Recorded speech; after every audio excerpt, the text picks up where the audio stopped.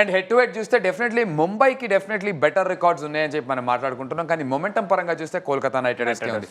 మరి ముంబైని వాళ్ళ హోమ్ గ్రౌండ్లో ఓడిపించి వచ్చినటువంటి కోల్కతా నైట్ రైడర్స్ ఇక్కడ అదే మొమెంటంని క్యారీ చేస్తారు, లేదంటే ముంబై ఇండియన్స్ అప్పర్ హ్యాండ్ చేసే ఛాన్స్ ఉంది ఈడెన్లో? అదే ఇందా మాట్లాడుకున్నాం. బేసిక్గా నాకే అనిపిస్తుంది అంటే ద వే కేకేఆర్ వెళ్తున్న విధానం చూస్తామంటే ఆపడం చాలా కష్టం. ఇదే వెన్యూలో మనం చూసాం, పంజాబ్ కింగ్స్ గెలిచింది, రాజస్థాన్ రాయల్స్ గెలిచింది, చేస్ గెలిచారు. కాబట్టి డెఫినెట్గా ఈ వెన్యూ అంత వచ్చినట్టు నాకు అనిపించట్లేదు.